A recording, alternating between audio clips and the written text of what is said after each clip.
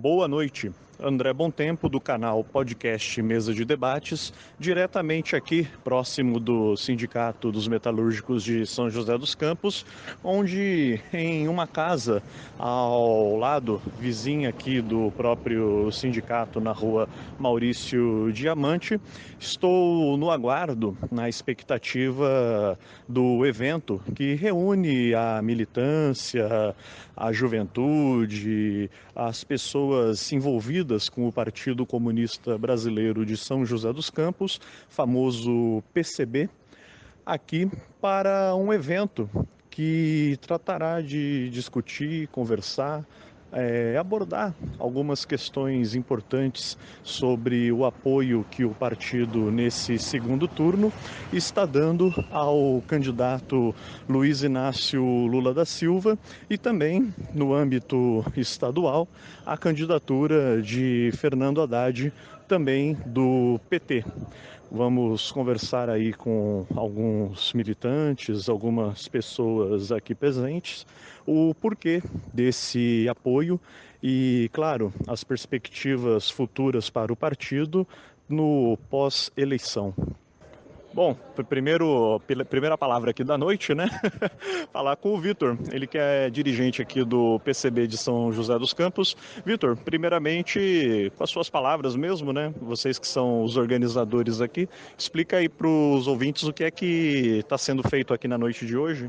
Boa noite, pessoal. Boa noite para todo mundo aí. Bom dia, boa tarde para quem vai ouvir mais tarde, né? A gente resolveu organizar essa noite aqui para estar apresentando o PCB com o pessoal de São José dos Campos, né? A gente teve uma procura muito grande depois do primeiro turno das eleições, nossas candidaturas a majoritário, mas também aos deputados, que botaram muita cara na rua, fizeram uma campanha radical, revolucionária, não abaixamos nossas bandeiras. E a gente recebeu muito contato do pessoal, vindo querer saber o que é o PCB, como é que se organiza, como é que faz. A gente decidiu fazer essa atividade para estar apresentando para geral como é que os comunistas se posicionam na conjuntura brasileira atualmente. A gente está vendo realmente bastante gente, né? Devo lembrar que no primeiro turno, vocês também em outros eventos reuniram também bastante gente. Na sua perspectiva, o partido, não só em nível Brasil, mas aqui no Vale, tem crescido? Muita coisa, não só enquanto partido, mas enquanto os nossos próprios coletivos, né? O coletivo feminista Ana Montenegro, né? O Minervino de Oliveira, o JC, todos os braços do partido que se encontram dentro do PCB vêm crescendo, vêm sendo bastante buscados aqui pela militância em geral, que procura na esquerda radical um lugar para lutar suas próprias lutas, né? Hoje, além de falar do PCB, vocês também, pelo que eu entendi, né, no convite e tudo, também estão fazendo aí uma discussão pública sobre o apoio que o partido está dando ao PT, né, às candidaturas petistas, tanto em São Paulo quanto nacional, com Lula. Como foi a discussão no partido? Qual foi a decisão? Teve algum imbróglio, né? Alguns queriam apoiar, não queriam? Como que foi a conversa? Não, foi tudo muito bem esclarecido entre nós. O debate já tinha sido acontecido algumas outras vezes, depois já foi ficando mais claro durante o primeiro turno também. A gente sabia que, por conta do acirramento, da polarização entre duas figuras, não necessariamente entre dois projetos totalmente diferentes, né, porque a gente sabe que a ruptura com a sociedade capitalista não é um horizonte do PT, por isso nós tivemos nossas candidaturas próprias, já era algo meio que dado, né? Se fosse Lula e Bolsonaro, a gente não tinha dúvida que o inimigo maior é o fascismo e que até para construir uma oposição e construir propriamente o poder popular, a gente teria que ter um governo mais democrático, com as liberdades democráticas garantidas. Então também o intuito dessa atividade, como você bem disse, num segundo momento está demonstrando nosso apoio à candidatura do Lula, está entregando os panfletos, tem muita cara nova aqui que nunca militou antes, que vai receber pela primeira vez um panfleto, né, um adesivo, e demonstrar esse apoio incondicional, porque é importante a gente virar o voto, tanto no Estado quanto e manter o resultado no governo federal, eleger o Lula, que é para barrar o fascismo das urnas, porque nas ruas nós vamos enfrentar eles com certeza no ano que vem, todos os dias aí também. Compreendi. Só para a gente encerrar então, Vitor, e as perspectivas então, como você mesmo falou, né, do enfrentamento aí para 2023, ganhe quem ganhar, né? E as perspectivas do partido aí para o ano que vem, ou melhor, nem para o ano que vem, para o pós-eleição, né? As perspectivas é de enfrentamento, né? A gente não vai sair das ruas, a nossa intenção é construir o poder popular, é fazer cada vez mais a classe estar organizada, né? Dentro do partido, dentro dos coletivos, dentro dos sindicatos, dentro do que for possível, mas organizada, munida da teoria, né? Munida da ação teórico-prática, fazer o trabalho de base, estar nos bairros, estar nas periferias, nas comunidades, nas favelas. Essa é a ideia do PCB, né? De ocupar todos os espaços que forem possíveis e de também trazer os trabalhadores e trabalhadoras para todos os espaços que lhes são de direitos, né? Então essa que é a nossa perspectiva de 2023, continuar o processo de luta e emancipar a nossa classe, ajudar nesse processo todo para construir a Revolução Brasileira. Maravilha. Vitor, do PCB, muito obrigado. Eu que agradeço, um abraço para todo mundo. Muito bem, meu povo. Ouvi aqui o Renato do Banhado, como ele é muito bem conhecido aqui, não só o São José, né, mas acho que já se espalhou aí pro Vale também. Renato, você está aqui militante do PSOL, né, mas também no apoio, conhecendo um pouco aqui das ações do PCB, né? Como está aí essa participação? Bom, primeiramente, boa noite, né? Que agora é noite, se vai ser gravado isso. Bom, a gente está num momento onde a gente tem que discutir com toda a esquerda, porque a gente viu um momento muito crítico no nosso país, né? O bolsonarismo muito forte, e ficou muito claro aí as intenções do bolsonarismo, das medidas e tudo mais. A gente sabe o quão mais nefasto será se, por exemplo, Bolsonaro vier a ganhar um segundo turno. Infelizmente já tem o Senado, né? E lutam para ter a presidência. A gente passou muita fome nesse período de pandemia, todo mundo sabe o que aconteceu, falta de vacina, tudo isso. Então, a gente tem muitas pautas que a gente nos une para poder aí, né, apoiar todos os movimentos de esquerda que estão da região, inclusive aí nesse segundo turno, né, chamando voto no Lula e tudo mais. É obviamente que a gente vai fazer uma discussão pós-eleição, com certeza, mas nesse momento aí é votar em 13, votar no Lula e fora Bolsonaro. Você mesmo, né, vem de um partido aí, de uma decisão de ter apoiado o Lula já no primeiro turno, né, mas estão na luta, conhecendo outras vertentes também. Você sente que para esse segundo turno temos uma chance maior, apesar do bolsonarismo ter feito o que fez no primeiro turno? Infelizmente, hoje existe um setor que fala que é uma fábrica de fake news, infelizmente. Então, essas verdades, entre aspas, inclusive nos horários eleitorais deles, eles colocam como se fossem verdade. E que, infelizmente, uma parte das pessoas, né, acaba se sentindo representada, mas meio que sem saber também muito o que é.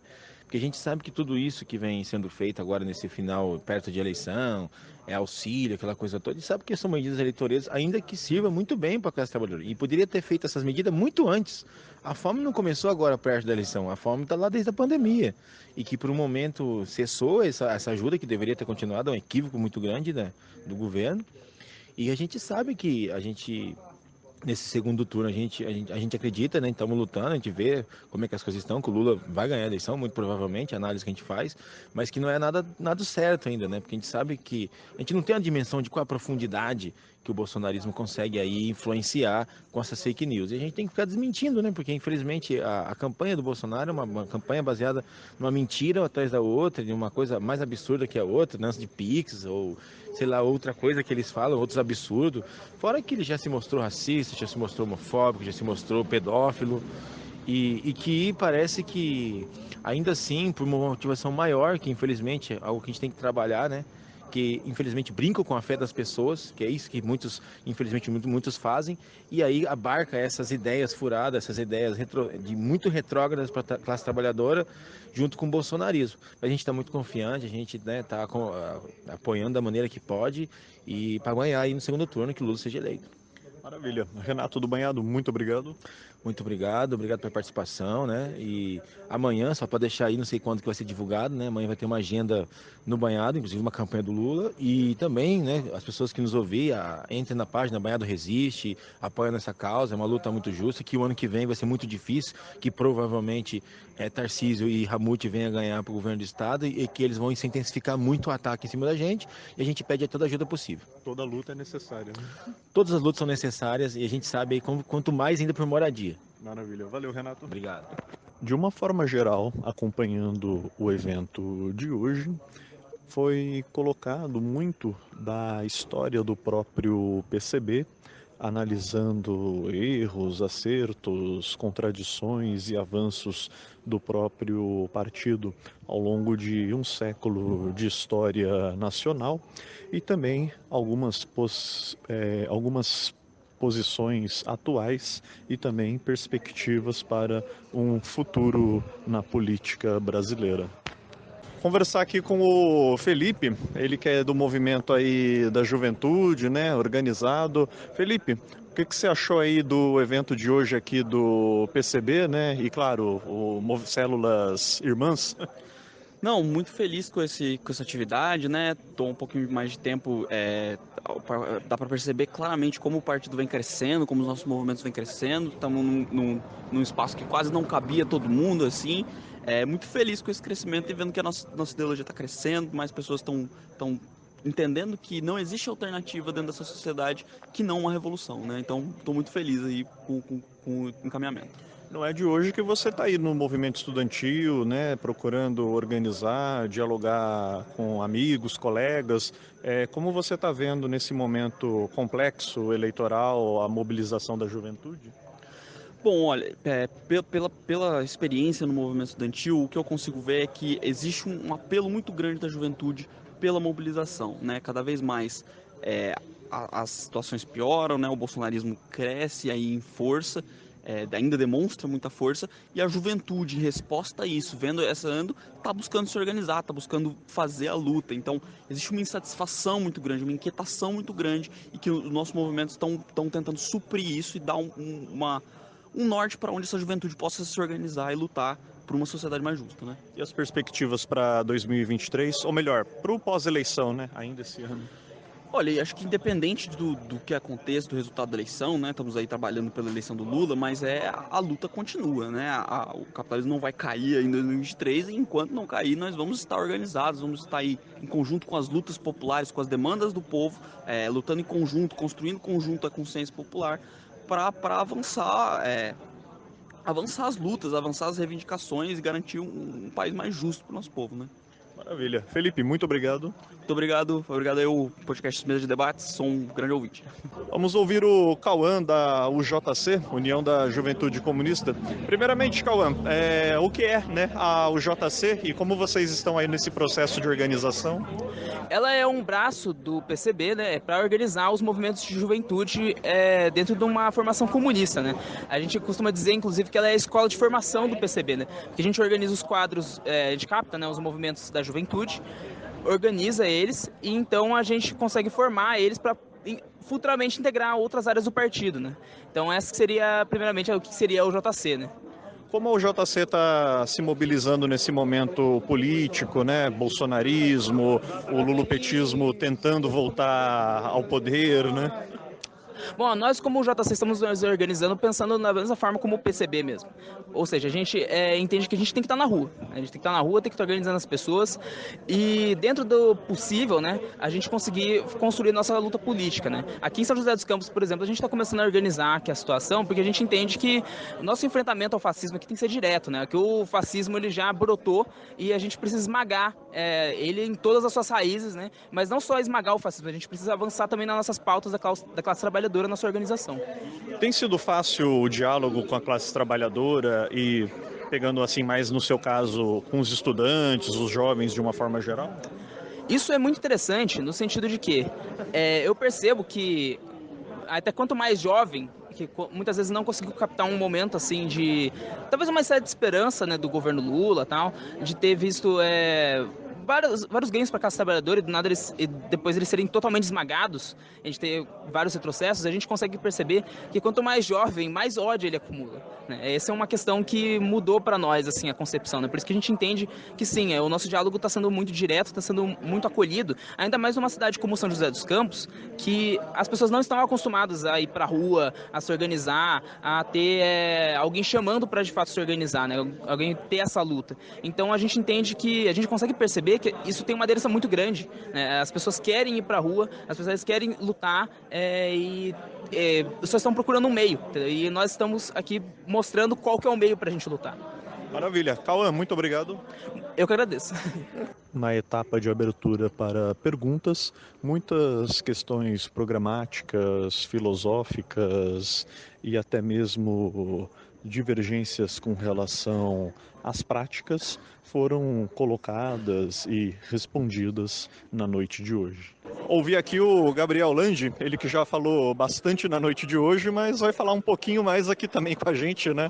Gabriel, posso te chamar aí de militante intelectual orgânico do PCB? Somos todos, camarada. Essa é a meta. Maravilha.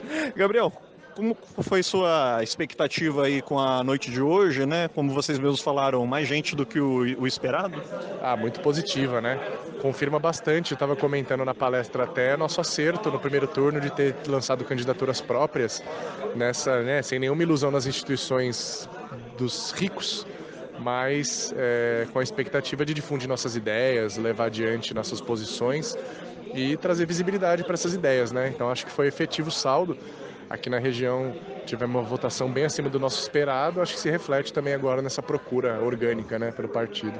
Deixa eu pôr um pouquinho de lenha na fogueira, Gabriel. A posição do PCB de apoiar Lula nesse segundo turno, de alguma forma, na sua avaliação, não poderia prejudicar tudo aquilo que o partido tentou levantar, defender aí no quesito independência de classe no primeiro turno? Não, de modo algum. Assim, primeiro que, mesmo na candidatura própria nossa, a gente sempre frisou que o nosso principal objetivo nessas eleições era derrotar o Bolsonaro, né? Sem nenhuma ilusão da possibilidade da gente ir para o segundo turno, né? E sabendo que o desfecho tendia a ser o que já se apontava desde o começo, de um segundo turno polarizado entre Lula e Bolsonaro. Para nós, apesar de que, óbvio, né, pode gerar algum tipo de confusão, decepção para alguns setores, a análise tem que ser muito fria, né? Qual governo oferece melhores condições para os trabalhadores lutarem? Um governo unido em torno de atacar os trabalhadores ou um governo dividido, conciliatório, que é o que o governo Lula vai tentar ser, né? Apesar de não termos grandes expectativas positivas com o governo Lula, temos muitas expectativas negativas com o governo Bolsonaro, né? Então, para nós é um movimento bem tranquilo, até porque no segundo turno, né, é um momento onde não há, de fato, a possibilidade de apresentar outras alternativas, senão aquelas que foram para o segundo turno, né? Então, da nossa parte, em outras ocasiões já puxamos voto nulo em alguns segundo turnos, por acreditar que não havia diferenças substanciais entre as alternativas, mas concretamente há, né? Há de um lado uma alternativa de ataque brutal aos trabalhadores e do outro lado uma alternativa conciliatória, que vai tentar agradar gregos e troianos, né? E que no mínimo pode com isso oferecer melhores condições para nós apresentarmos nossas exigências, lutarmos nossas lutas. É um momento então de derrotar essa direita que não tem vergonha de ser direita. Sem dúvida. É óbvio que uma derrota eleitoral do bolsonarismo não vai, por si só, acabar com a ameaça do fascismo, com a ameaça do golpismo, né? Ele continua forte, conspirando nos quartéis, nos CACs e nos clubes de tiro. Agora, é muito importante privar eles dos meios institucionais para se fortalecer ainda mais, né? O Bolsonaro está aí para remodelar o STF, garantir controle total sobre a República, o que de modo algum pode favorecer a gente, né? Ganhe Lula ou Bolsonaro, fora os demais governadores aí disputando o segundo turno, qual a perspectiva política do PCB daqui para frente? Como sempre, a luta pelo poder popular, né? Porque, enfim, se Bolsonaro ganha, vamos ter uma luta em condições duríssimas, né? Mas se, enfim, o Lula ganha, não quer dizer que virá o paraíso na terra, né? Também teremos que lutar, a situação econômica vai continuar a se deteriorar, independente de quem ganhe, né? Porque nenhum governante tem a chave mágica para acabar com a crise do capitalismo, né? Então, em todo caso, seguimos nas ruas, nas lutas, nos locais de trabalho. Gabriel, muito obrigado. Opa, eu que agradeço, um prazer.